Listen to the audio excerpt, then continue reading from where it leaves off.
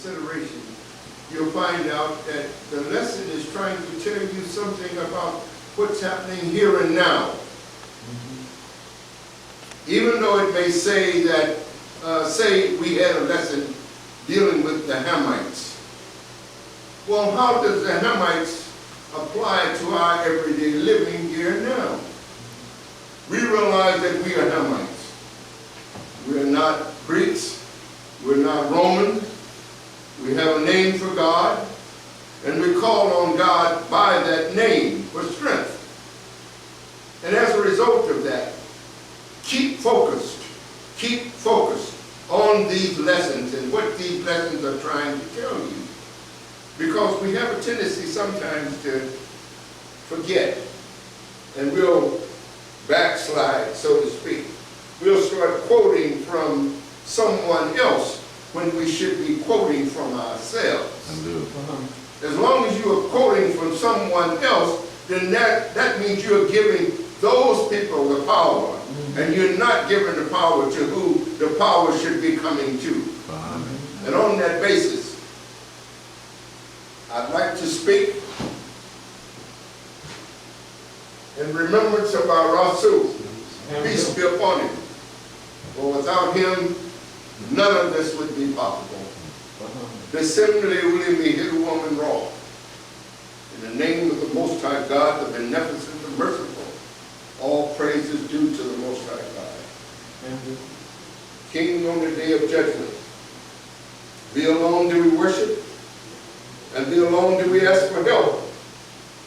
Guide us on the straight path, on the path of the blessed ones, not on the path of the wayward or straight ones, nor those who would incur thy wrath.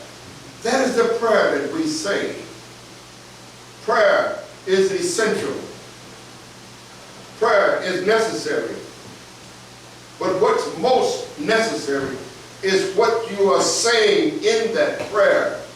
Make me a vessel. Make me a recipient of this power that we're asking you to give us. In other words, if I can't convince anybody, I'll have to convince me, number one. If I can't convince anybody else, then that means I'll have to be it. Fahamme, or understanding, is the most arousing voice of this age.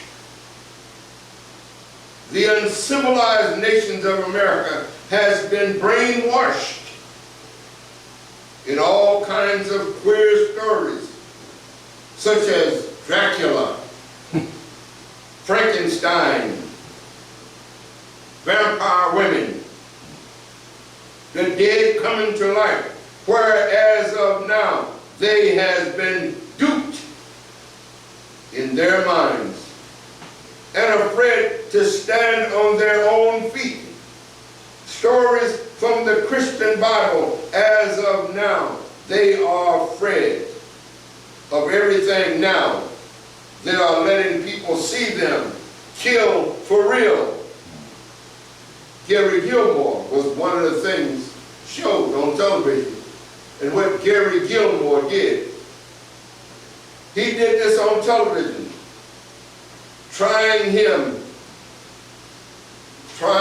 to the killings that he did down in New Orleans, I think it was, one of those places. So as a result of that, our lesson is going to skip from things that needs to be said. And the other thing that needs to be said right now is, where do we draw our power from? Where do we draw our power from? Especially when we realize we have all of these people trying to tell us now what we should do. We have all these groups trying to tell us now what we should do, how we should go. And it's confusing. And that's the whole purpose of it, is to confuse you. It is to confuse a people who are already confused. But to a people who are sure, it is not confusing. We just have to make sure that we stay on the right path. That we don't deviate from that path and start believing that maybe when the sons of God met the daughters of men, that this particular thing was a good thing. Because in reality, look at what it has perpetuated today. The separation of man. Soul power. Soul power. What we are trying to develop here in our classroom. Soul power. Something that has to be taught. Soul power is exercised through the mind. Is written in the conscience. We had this lesson this morning when Imam gave us the lesson on Know Thyself. To show you how our minds have a tendency to run in the same vein, in the same sense. We brought up the concept of mind and conscience. This lesson is dealing with the same thing.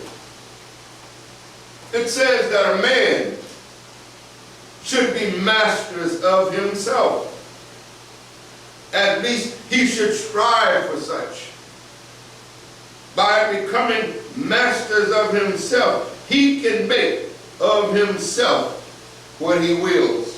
If this is not know thyself, then what is it?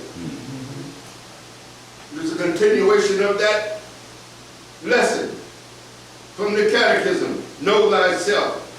A man must organize his life properly, which means he must build his thoughts upon the correct and right fitting, which means being able to recognize the usage of a word to its proper place. Like qualities being proper to a substance. Use grammar in words belonging to one word or a few other words that are not common to all people. These are things that are being taught to you in your classroom to try to overcome some of the things that you have been taught.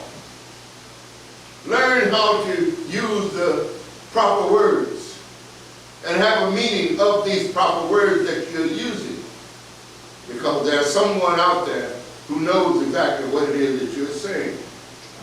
Should we take our grammar down because the people we think won't understand what we are saying? And I say that when we say, should I start rapping here? Should I start rapping? Because the young people out there, all they want to hear is the rap. And what is a rap? A rap is a repetitive of the same thing and making it rhyme. And mama did that, did do da da. Da da da do. What is new about that? We had the rap years ago when they came out with the Madison, the dance called the Madison. And before then they had dances that came out, the Charleston and the Black Bottom and the, what are all these? Man must become master of his passions. If he doesn't, he becomes a slave to corporal passion and will never be able to understand and recognize when he reaches the development of the correct and right fittings of his life. If you don't know that you have already achieved what you have asked for, or what is most beneficial for you, that angel that guides you, that angel that guides you, who has the name called intuition, or who has the name conscious, is directing you. And to fight that feeling or that thought, you're actually fighting yourself. I do. There's no greater fighter than that one of yourself. Who can be a worse enemy to you than yourself? As I've already said, soul power is exercised through the mind from our souls, because the mind is intellect, which is power from one's conscience to know and understand its actions. The mind, again, is that which thinks, feels, and wills. But we must plan first before we enter into the state of willing. In other words, don't jump right on that subject and think that you can start willing tomorrow, because your minds have not been trained to the point of knowing what is most beneficial to will for. People ask for $1 million, but they don't know exactly where that $1 million came from, and where did that $1 million come from, and how did that $1 million, how is it going to benefit you? Do you take on the responsibilities of that $1 million? Somebody has to take it on. But if you understand that there is a power that goes along with that $1 million that you are asking for, that there are certain things that goes along with the things that you are asking for, why not put these in the hands of your God and your angels? And don't fight God. Don't fight yourself. Know thyself. Once you know thyself, then you know how to build. It says here, as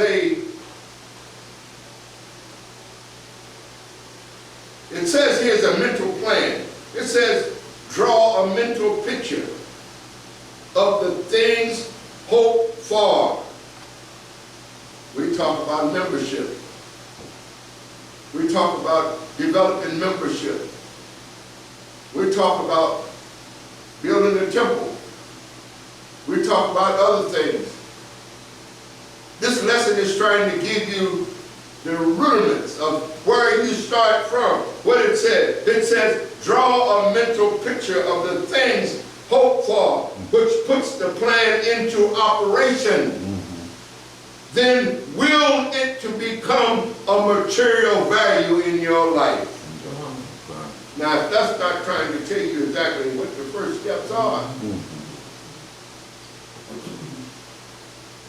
draw a mental picture in your minds of what it is that you want. You have to ask your God what you want, but be cognizant of the idea that your God has your best interest in mind. Your God is not going to tell you anything that's going to cause you harm. Why? Because your mind has a vested interest in you. So why would they tell you something that's going to cause you harm? But do we listen to the voice of our minds? Do we listen to the voice of our intuitions? Or do we listen to the television? Or do we listen to Google? Or do we listen to the newspaper? Do we listen to somebody other than ourselves? What I'm trying to say is this, sister and brother, that we have the strength and the power and everything that we need here in this movement. Cast down your buckets. Cast down your buckets and see where the resources are coming from. See the things that you're trying to strive for. Put it in your mind's eye. Develop it. Draw a mental picture of the things that you hope for. And we can hope for these things together. This is why we have the lesson sometime on concentration. The lessons on concentration are trying to teach you how to focus your mind on one object. Get in the habit of focusing your mind on one object and holding it on that one object and not let it deviate, because see, the mind wants to go. The mind is like water. It wants to go everywhere. But in harnessing that power, you are developing your will. You're developing your willpower. For the willpower is power to decide and do by having deliberate control over our thoughts and actions. Because there are no hosts sent down on earth to punish people. We need to stop that thought that some host is going to come and destroy us or hurt us in some kind of capacity. This is that Christian philosophy has implanted that thought in our minds. With that, I'm going to go to, I had it in here. But that particular thought was saying that we've been brainwashed. It's in your book. It's in here in your book. It says that we've been brainwashed. We've been brainwashed so good until we don't even realize that we are, or we have been brainwashed. They did a masterful job on us. A masterful job on us. And caused us to deviate from the original plan. And the original plan was know thyself, to know that you are sons and daughters of God.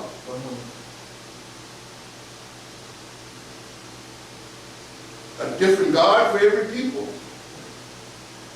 There is a different God for every people. A different God for every people. And an angel or spirit president rules over each nation.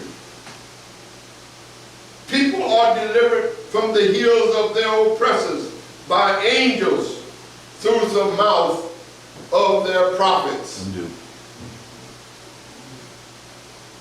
Question: if that be so, why is it that the Jews have received how many prophets? According to what we have read, the Jews or the Hebrews or whoever these people were have received how many? 18 prophets, which means one prophet came to deliver that people. And the message that he came was to deliver the people. But what happened when the people rejected the idea? Like the people of America, our so-called black men, are rejecting this message of this prophet. That Jew had to go back into slavery. And if he had 17 prophets, it meant that he still didn't get the message. 17 times. We've only had one. The so-called black man here in the United States have only had one prophet to come for us. We've had other people who claim to be prophets, but we know the credentials of a prophet. A prophet comes with new knowledge that the world has never known before. He writes a book. He tells things that were not said before. He don't come here talking about Mark, Matthew, Luke, and John because he knows that those things have already been said by someone else.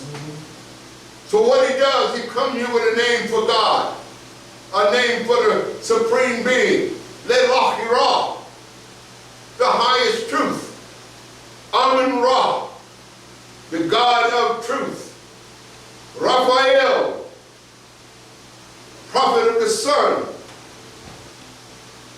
All of these things are part of your history. People are delivered from the heels of their oppressors by angels through the mouth of prophets. Hosea chapter 12, verse 13. And by a prophet the Lord brought Israel out of Egypt, and by a prophet was he preserved. Evidently, it took 17 times for this to happen.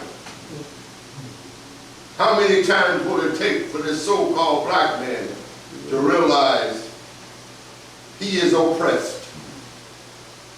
But if you are brainwashed, if your brain has been washed to the point where you don't even know that you are being oppressed, how will you know how to deliver yourself. How will you know? And as I said, this man has did a masterful job of taking everything that is of substance out of our brains and replacing it with a bunch of foolishness that leads us nowhere. And every day we go by doing the same thing and we get the same result and we cry and we weep for heaven and what have you, when someone has come here and tried to deliver us and tried to tell us. We have no argument with anyone. A different God for every people. Daniel, 10th chapter, 21st, is making mention of the angels or the prophets that have come to try to instill knowledge to these people. And at that time shall Michael stand up, the great prince, which standeth for the children of thy people. Michael is the angel of the so-called Jew. We call on Raphael. Raphael is our contact angel, not Michael, not Gabriel. And there shall be a time of trouble, such as never was since. Everybody is talking about the destruction of the world. That maybe the world is coming to an end. That all the destruction that we see in and around the world is nothing new. This world has been in existence for more than 1 billion years and has yet to be destroyed. So will this earth be destroyed again because we have the nuclear threats? They'll kill up a bunch of people, but the world will still be here. The world will still be here. We use that word world. The Rasul, peace be upon him, uses the word world. He says, ours is a different world. He said, Fahamme, this movement is a different world, say from Christianity, from Hinduism, from Muslimism. But yet and still we claim ownership to them all. Why? Because we are the ancients. We are the ancients. We are the ones that everybody follows. Wow. If they had that power, they would use it over you. And they're trying to use that power over you every day by giving you misinformation. And there shall be a time of trouble, such as never was since there was a nation, and to that same time, and at that same time, thy people shall be delivered. We say even after all of the turmoil and all the things that are going on, the people will be delivered. They will be delivered. And everyone that shall be found written in the book. All of those who are found that are written in the book. The book is the Fahamme gospel. Peace be upon you, my God and God. Peace be with you. Salam ya salam.